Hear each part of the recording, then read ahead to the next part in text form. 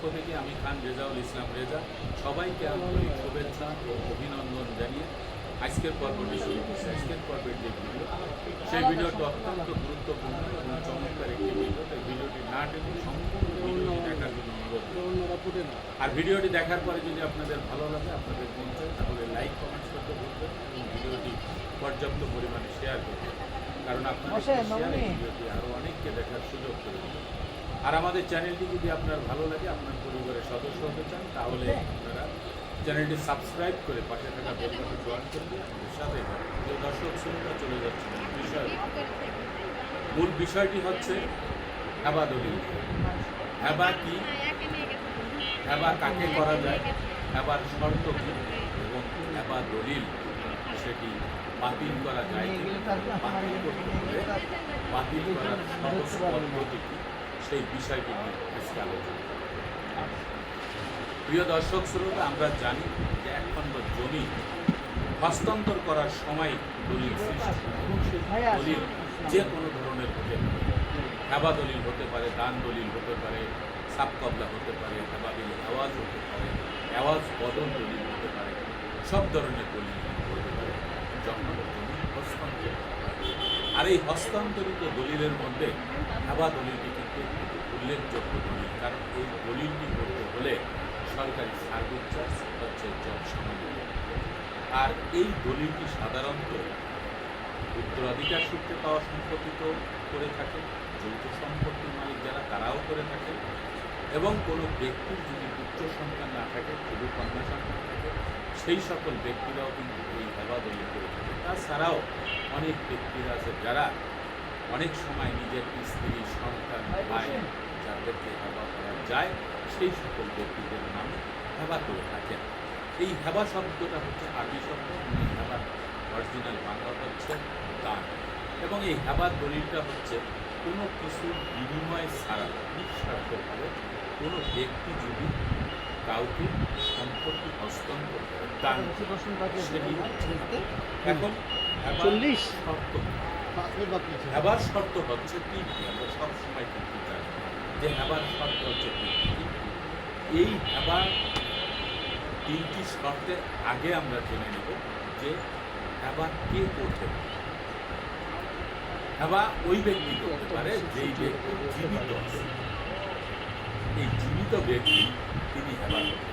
দ্বিতীয় নাম্বার হচ্ছে যিনি হেবা করবেন তার সুনির্দিষ্টভাবে তার সম্পত্তি বেচা বিক্রি করা, হেবা করার অধিকার থাকবে, অর্থাৎ সেই সম্পত্তি তার দলিল মূলের মালিক হতে, অথবা বংশ পরম্পরায় যদি খতিয়ান মূলের মালিকানা অর্জন করে থাকে, সেটিও সরকারি রেকর্ড করতে নামজারি করে মালিকানা অর্জন করে তিনি কিন্তু হেবা করতেন। এবং এই ব্যক্তির যে হেবাকৃত সম্পত্তি, সেই সম্পত্তি তার দখলে থাকতে হবে।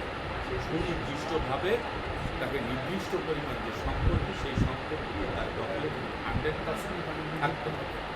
এটা হচ্ছে যিনি হেবা করবেন তার নিজ দায়িত্বে এই শর্তগুলি মেনে নেবেন। এবার যে তিনটি দায়িত্ব, সেই তিনটি দায়িত্বের মধ্যে 1 নম্বর দায়িত্ব হচ্ছে যেই ব্যক্তি হেবা করবেন, যার উদ্দেশ্যে, যাকে কেন্দ্র করে হেবা করবেন, যাকে হেবা দিবেন, যে মূল মালিক, তাকে আগে হেবা ঘোষণা করবেন যে আমি আমার সম্পত্তি, রহিম আমার সন্তান বা রহিমা আমার মেয়ে, যাকেই হেবা করুক তার উদ্দেশ্যে তাকে হেবা ঘোষণা করবে। দ্বিতীয় নাম্বার হচ্ছে যার পক্ষে তিনি হেবাটা যার নামে করতেছেন, সেই ব্যক্তি হেবা ঘোষণা করার পরে তাকে সেই হেবাকে গ্রহণ করবে। এবং 3 নম্বরে হচ্ছে হেবাকৃত সম্পত্তি দাতা বা হেবার যে দাতা, যিনি হেবা ঘোষণা করতেছেন, সম্পত্তি দলিল করে নিতেছেন, সেই সম্পত্তিটাকে ট্রান্সফার করতে, হস্তান্তর তা নিজের কাছে রেখে দিলে হবে না। নিজের কাছে রেখে দেওয়ার মতো সম্পত্তি নেই। এখানে এক ধরনের সম্পত্তি যেটি হস্তান্তর করা লাগে না। যেমন যদি স্ত্রীকে স্বামী হেবা করে, একই বাড়ির সম্পত্তি, বাড়িতে বসবাস করতেছে, সেই বাড়ির সম্পত্তি যদি স্বামী স্ত্রীকে হেবা করে বা স্ত্রী যদি স্বামীকে হেবা করে, তাহলে সেই সম্পত্তি হস্তান্তর করা লাগে না। কারণ সেই সম্পত্তিতে যাকে হেবা করা হয়েছে সে তো সেখানেই বসবাস অবস্থায় আছে, এই জন্য সেই এখন আসা যাক যে আপনার খাবার কাকে কাকে করে। আমরা যেখানে দাঁড়িয়ে আছি বা আপনি যেখানে দাঁড়িয়ে আছেন সেইখান থেকে যদি আপনি চিন্তা করেন এই যে আপনি আপনার সম্পত্তি হেবা করেন, তাহলে আপনি ঠিক 3 ডিগ্রি পুরুষকে আপনি হেবা করতে পারবেন, অর্থাৎ 3 শ্রেণীর হেবা করতে পারবেন। 1 নম্বর হচ্ছে আপনার উপরের দিক, আপনার বাবা মা, তাকে আপনি হেবা করতে পারবেন। আপনার নিচের দিক, সেটা হচ্ছে আপনার ছেলে মেয়ে, অর্থাৎ সন্তান সন্তান, পুত্র সন্তান, কন্যা সন্তান, তাদেরকে আপনি হেবা করতে পারবেন। এখন তৃতীয় ডিগ্রি যেটা আছে সেটা হচ্ছে আপনার উপরের ডিগ্রিতে যে বাবা মা, তার উপরে দাদা দাদি, নানা নানি, তাদেরকে আপনি হেবা করতে পারবেন। আবার নিচের ডিগ্রিতে আপনার পুত্র সন্তান, কন্যা সন্তান, তাদের নিচে পুত্রের মেয়ে, এদেরকে হেবা করতে পারবেন। এছাড়া আপনি স্ত্রীকে হেবা করতে পারবেন, স্ত্রী স্বামীকে হেবা করতে পারবেন। এছাড়াও 14 থেকে 15 শ্রেণীর ব্যক্তিকে হেবা করতে পারবেন, যারা ব্লাড রিলেটেড অর্থাৎ রক্তের সম্পর্ক কাছের সম্পর্ক, যারা একই বংশের একই গোত্র, তাদেরকে হেবা করতে পারবেন। তবে কোনো ধর্মের, মুসলিম ধর্মের কোনো ব্যক্তি অন্য কোনো ধর্মের ব্যক্তিকে হেবা করতে পারবে না। এটি হচ্ছে হেবা, এই সকল ব্যক্তিকে হেবা করা। এখন আসলে যে হেবা দলিল বাতিল করা যাবে কি না, হেবা দলিল বাতিল করা সহজ পদ্ধতি। শুধু হেবা দলিল বাতিল, যে কোনো দলিল বাতিল করা, তার আগে সংশোধনী হিসেবে যে কোনো কাগজপত্র, যে কোনো দলিল সংশোধন করার নিয়ম হচ্ছে প্রত্যেকটি সংশ্লিষ্ট বিভাগের একটি ন্যায়সঙ্গত এবং আইনের যেই সংশ্লিষ্ট বিভাগের নিয়ম যেভাবে সংশোধন করতে হবে। জমি সংক্রান্ত বিষয়ে যদি আপনার সেই হেবা দলিলের ভিতরে কোনো ভুল ত্রুটি হয়ে থাকে, তাহলে সেই দলিলটিও কিন্তু সংশোধন করতে পারবে। যদি করণিক ভুল হয়, অর্থাৎ রয়ের ওটা করেনি, কয়ের মাথা কেটে গেছে,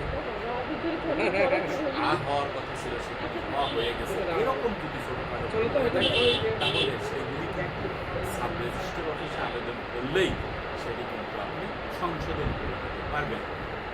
আর যদি নামের বানান ভুল হয় অথবা নাম যদি চেঞ্জ হয়ে থাকে, যেমন রহিম উদ্দিন, দলিলে দেওয়া আছে রহিম উদ্দিন, কিন্তু তার ন্যাশনাল আইডি কার্ডে দেওয়া আছে রহিম মিয়া, অথবা মায়ের নাম রহিমা বেগম কিন্তু সেখানে হয়ে গেছে রহিমা খাতুন বা রসিম খাতুন, এরকম যদি হয়ে থাকে, বা বাবার নাম যদি থাকে বাচ্চু মিয়া দলিলে, কিন্তু দেখা গেছে ন্যাশনাল আইডি কার্ডে শুধু বাচ্চু, এরকম যদি কোনো ভুল হয়ে থাকে, তাহলে সেই ভুল সংশোধন করার জন্য আপনাকে সাব রেজিস্ট্রার অফিসে যাওয়ার দরকার নেই, দেওয়ানি আদালতেও আপনাকে সরাসরি আপনার ইউনিয়ন পরিষদের চেয়ারম্যানের কাছে গিয়ে প্রত্যয়ন করতে দেবেন। এবং আপনি যে রহিম উদ্দিন এবং রহিম মিয়া একটা ন্যাশনাল আইডি কার্ড এবং দলিলে দুই জায়গায় দুইটি নাম, এখন আপনি কোন নামটি রাখতে চান, আপনার শিক্ষাগত যোগ্যতার যে সনদপত্র, সেই সনদের সাথে যদি ন্যাশনাল আইডি কার্ডের মিল থাকে, তাহলে আমি মনে করি যে সেই ন্যাশনাল আইডি কার্ডের নামও চেঞ্জ করতে পারতেছেন না, আপনার শিক্ষাগত যোগ্যতার যে সনদ সেখানেও চেঞ্জ করতে পারতেছেন না, আবার দলিলেও চেঞ্জ করতে পারতেন। সেজন্যই সবচেয়ে সহজ পদ্ধতি হচ্ছে ইউনিয়ন পরিষদের চেয়ারম্যানের কাছ থেকে একটি প্রত্যয়ন করতে হবে। আর সেই প্রত্যয়নপত্রটা হবে এরকম যে চেয়ারম্যান সাহেব সরাসরি প্রত্যয়নপত্র উল্লেখ করে দেবে যে দলিলে লিখিত যে রহিম উদ্দিন এবং আইডি কার্ডের যে রহিম মিয়া, এই দুই ব্যক্তি নন, তারা দুজন এক ব্যক্তি, আমি তাদেরকে ব্যক্তিগতভাবে চিনি, এইভাবে তিনি একটি প্রত্যয়নপত্র দেবেন। এই প্রত্যয়নপত্রটি নিয়ে আপনি সরাসরি একজন লয়ারের কাছে, অর্থাৎ উকিলের কাছে, সেই উকিলের কাছে গেলে নন জুডিশিয়াল স্টাম্প, সরকারি স্টাম্পের ভিতরে একটি হলফনামা তৈরি করে, ওই প্রত্যয়নপত্রের নিয়ে একটি হলফনামা তৈরি করে সেখানে আপনি দস্তখত করবেন এবং আপনাকে উকিল সাহেব সরাসরি নির্বাহী ম্যাজিস্ট্রেট আদালতে গিয়ে যদি অ্যাফিডেভিট করেন তাহলেই কিন্তু হয়ে যাবে, অথবা নোটারি পাবলিকের মাধ্যমে সেটাকে নোটারি করে নিতে হবে। এইটা দিয়ে আপনি আপনার জমি বেচা বিক্রি সব করতে পারেন। এই হচ্ছে আপনার সংশোধনের বিষয়টি, নামের যেটা আছে। আর দলিলের ভিতরে যে সকল ভুল রয়েছে করণীয় ভুল, সেইগুলো সাব রেজিস্ট্রার অফিসে গিয়ে আপনি চেঞ্জ করবেন। দ্বিতীয় নাম্বার হচ্ছে আপনার যদি ডাক খতিয়ান নাম্বার ভুল হতো তাহলে কী করবেন, আপনার নামে যেই ব্যক্তি হেবা করেছে বাবা তিনি যদি এই পৃথিবী থেকে চলে যান, মৃত্যুবরণ করে থাকেন, তাহলে সেই ডাক খতিয়ান নাম্বার যদি ভুল হয়ে থাকে তাহলে আপনার বাবার যেই দলিল ছিল পায়া সেই দলিলের প্রতি দিয়ে আপনার যেই দলিল সেই দলিলের এটাকে আইনজীবী দিয়ে আপনি সরাসরি দেওয়ানি আদালতে এই ব্রহ্ম করতে পারেন, করে আপনি কিন্তু দলিল সংশোধন করবেন। এখন আসা যাক আবার দলিল বাতিল করা। দেখুন, যেই দলিলটা নিয়ম মেনে, আইন মেনে, শর্ত এবং সরকারি যে সার্ভিস চার্জ আছে সব কিছু দিয়ে নিয়মের মধ্যে থেকে যেই দলিলটা সাব রেজিস্ট্রার অফিস থেকে রেজিস্ট্রি হয়ে যায় একবার, সেই দলিলকে কিন্তু কখনো বাতিল করা যায়। সাব রেজিস্ট্রার দলিল সৃষ্টি করতে পারে, আবার তিনি কিন্তু বাতিল সেই দলিলে ব্যক্তি শব্দ থাকে, তার মালিকানা থাকে, তারপরও সাব রেজিস্ট্রার মনে সেটা বাতিল করার ক্ষমতা রাখে। তাদের কি ক্ষমতা রাখে? ক্ষমতা রাখা হচ্ছে বিজ্ঞ আদালত। বিজ্ঞ আদালত হচ্ছে আইনের সর্বমান্য তার ওখানে গিয়ে তার সাথে ঘোষণা করতে হবে। আপনি যদি হেবা দলিলে কেন বাতিল করবেন, আপনার যথোপযুক্ত সুনির্দিষ্ট আপনার ডকুমেন্টস প্রমাণ করতে হবে যে আপনার যেই হেবা দলিলের বিরুদ্ধে আপনি মোকদ্দমা করবেন, ওই দলিল বাতিল করার জন্য ইচ্ছা পোষণ করেছেন, সেই দলিলের এগেনস্টে আপনার যথেষ্ট ডকুমেন্টস আছে, ওই দলিলের ভিতরে আপনার মালিকানা আছে, আপনার সত্য আছে, আপনি সেখানে জমি পাবেন।